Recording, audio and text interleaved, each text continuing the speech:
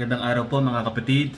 Our today's devotion is about God's greatest provision, ang dakilang katugunan ng Diyos sa atin. Ang atin pong key verse ay matatagpuan po sa Joshua chapter 24, verse 15. And let me read to you. Ang sabi po dito, and if it seem evil unto you to serve the Lord, choose you this day whom you will serve, whether the gods which your fathers served that were on the other side of the flood, or the gods of the Amorites in whose land you dwell. Pero ang sabi po ni Joshua, but as for me and my house, we will serve the Lord. So napakahalaga na sa ating buhay, ang Diyos ang ating paglingkuran, ang Diyos ang ating sundin. Ang scripture reading po natin ay matatagpuan in Romans chapter 7 verse 14 to 25. Nakikita po natin na sinulat po din ni Apostle Paul na ang isang mananampalataya ay meron pong old nature at meron pong new nature. Yung old nature, yung atin pong flesh. Yung new nature, yung atin pong spirit na tayo po ay pinanahan na po ng banal na Espiritu Santo at tayo po ay bagong nilalang na po sa atin pong Panginoong Jesucristo. So meron pong laban ang atin pong buhay bilang isang mananampalataya. So yung atin pong kasalanan, yan po ay nakaugat kay Adan. Kaya tayo po ay nagkakaroon pa rin po ng pagkakasala kahit tayo po ay isa ng mananampalataya, isa ng Kristiyano. So napakahalaga na ma-realize po natin na sa panahon na tayo po ay natutokso, yun po ay bahagi natin na nakuha po natin kay Adan. Pero ngayon pong tinanggap na po natin ang Panginoon Kristo bilang tagapagligtas, tayo po ngayon ay isa ng bagong nilalang, meron na po tayong bagong nature. At yun po ay nakaugat na sa ating Panginoon Kristo forever and eternally. So tayo po ay spiritually a new creature na po in Christ Jesus. Now the question, bakit pa rin po tayo nagkakasala? Because in reality, tayo po ay nabubuhay sa mundo na nandito po lahat ng klase ng trials at lahat ng klase ng temptation. So, sa buhay natin as a believers of Christ, we need to understand na kahit tayo po'y Kristiyano, very possible pa rin po na tayo po'y makapag-commit ng kasalanan. But we need to understand as well na ang Diyos ay binigyan po niya tayo ng free will. Ibig sabihin, meron tayong kakayahang pumili. May kakayahan po tayong pumili ng tama at pumili ng mali. Now, merong mga obvious sins sa buhay ng isang tao, no, na makikita natin, for example, adultery, pangangalunya, or murder, no, pagpatay ng tao. Yan po ay mga obvious sins na makikita po natin. But there are sins din po na hindi madaling ma-detect. For example, yung pananaghili. For example, yung pagkaselos. No, o kaya yung atin pong takot. Or tayo po ay nabubuhay sa worry, sa anxiety.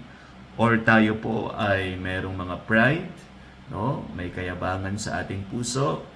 Or meron tayong mga lust, meron tayong mga evil, our sensual desires, na makikita lang po natin if we ask God na i-reveal po iyon sa ating buhay. Especially sa panahon na tayo nakikinig ng salita niya at sa panahon na tayo po ay tumatawag sa Kanya. So, as a Christian, there are some people na kung titingnan natin, sila po'y nakikipaglaro sa kasalanan. It is because hindi po sapat yung kanilang pagkakilala sa Diyos. Hindi po sapat yung kanilang pagtingin sa Diyos.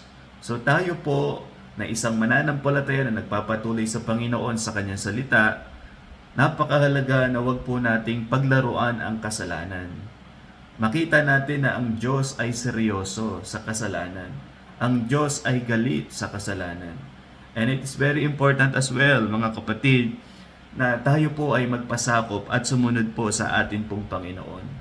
So hanggat hindi po natin naiintindihan, like in our devotions for the past few weeks, yung love of God, hanggat hindi po natin yan fully naiintindihan, yung extent ng pag-ibig ng Diyos sa buhay natin, kung gaano niya tayo minahal. Hindi man po natin yan masukat, pero hanggat hindi po natin niyayakap ang pag-ibig ng Diyos sa ating buhay, tayo pa rin po ay magkakasala. There are some teacher or preachers na nagsasabi na ang pag-ibig ng Diyos ay license sa kasalanan. That is very wrong. That is very untrue sapagkat ang pag-ibig ng Diyos, ang encouragement ng isang tunay na mananampalataya upang sumunod sa Diyos at magpasakop sa kalooban ng Panginoon.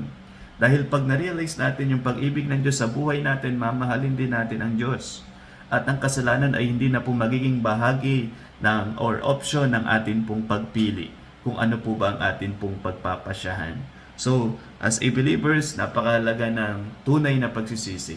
Dahil ang tunay na pagsisisi, magkakaroon po ng resulta ng tunay na pagnanais or tunay na desire or pagbabago ng desire. So, ulitin ko po, pag mayroong tunay na, pagsisisi, ang resulta po niyan ay pagbabago rin po ng atin pong mga desire.